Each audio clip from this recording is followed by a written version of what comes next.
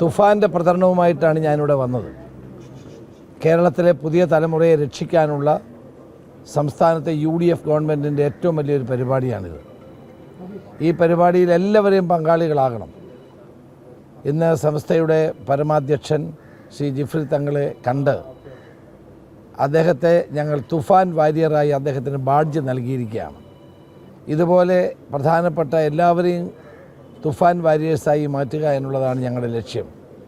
വരും ദിവസങ്ങളിൽ മയക്കുമരുന്നിനെതിരായും ലഹരിക്കെതിരായും ഏറ്റവും വലിയ പോരാട്ടം ഞങ്ങൾ നടത്തുകയാണ്. ഇതിന് എല്ലാവരുടെയും സഹായം ഉണ്ടാകണം. കേരളത്തിൻ്റെ സാമൂഹ്യ ജീവിതത്തിലെ ഈ വലിയ പുഴുക്കുത്തിനെ നേരിടാൻ രാഷ്ട്രീയത്തിനും മറ്റ് ചിന്തകൾക്കും അതീതമായി കേരളം ഒറ്റക്കെട്ടായി അണിനിരക്കണമെന്നാണ് എൻ്റെ അഭ്യർത്ഥന. 26-ാം തീയതി കേരളത്തിലെ 140 നിയോജക മണ്ഡലങ്ങളിലും MLA-മാരുടെ നേതൃത്വത്തിൽ MP-മാരുടെ നേതൃത്വത്തിൽ ഓരോ വിദ്യാലയങ്ങളിലും ഈ തുഫാൻ്റെ വൻ പരിപാടി നടക്കുകയാണ്. 26-ാം തീയതിയുടെ പ്രത്യേകത ലോക ഡ്രഗ്സ് വിരുദ്ധ ദിനമാണ്. അത് കേരളമൊട്ടാകെ ഇത്തവണ വലിയ പരിപാടി എല്ലാ സ്കൂളിലും ഉണ്ടാകും. എല്ലാ സ്കൂളിലും തൂഫാൻ പതാകയുയർത്തും. എല്ലാ സ്ഥലങ്ങളിലും പ്രതിജ്ഞ ഉണ്ടാകും.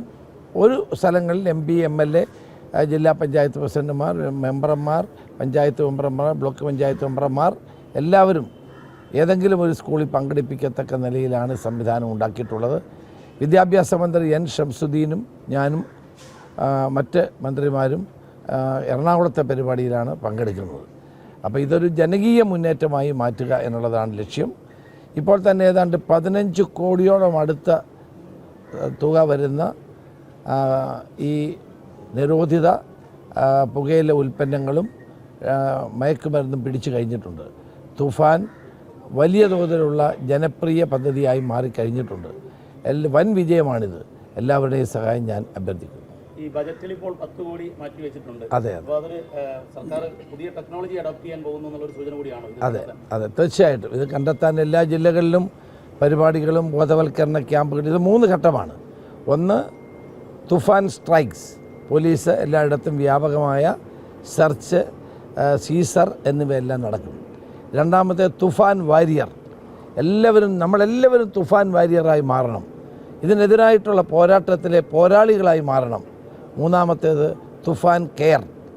ഇത് ബാധിച്ചിട്ടുള്ള ആളുകളെ അവരെ ചികിത്സിച്ച് ഭേദമാക്കുന്ന ഒരു പദ്ധതി കൂടി ഞങ്ങൾ ഇടുന്നുണ്ട്. അതിന് ധാരാളം സമൂഹത്തിൽ ഇപ്പോൾ ധാരാളം സെൻറ്ററുകൾ പ്രവർത്തിക്കുന്നുണ്ട്. മതസംഘടനകൾ, സാമൂഹ്യ പ്രസ്ഥാനങ്ങൾ, സാംസ്കാരിക സംഘടനകൾ അവരെല്ലാം കൂട്ടി തുഫാൻ കെയർ, ഇങ്ങനെ 3 പദ്ധതിയാണ് നിലവിലുള്ളത്. ഇത് കഴിഞ്ഞാൽ ഇതിപ്പം ഈ മയക്കുമരുന്ന് കച്ചവടക്കാർ വിചാരിച്ചിരിക്കുന്നത് ഇതൊരു ആരംഭശൂരത്വമാണ്, നാളെ അങ്ങ് നിന്ന് കളയും. അപ്പോൾ അവരൊക്കെ പതുങ്ങിയിരിക്കുകയാണ്.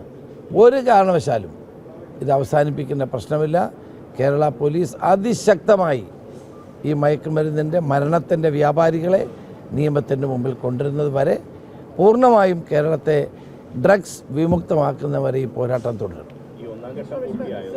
ഇല്ല, ആയിട്ടില്ല. 17 ദിവസമേ ആയിട്ടുള്ളല്ലോ. അത് നടക്കുക. അല്ല, ഇന്നിപ്പോൾ ഇത്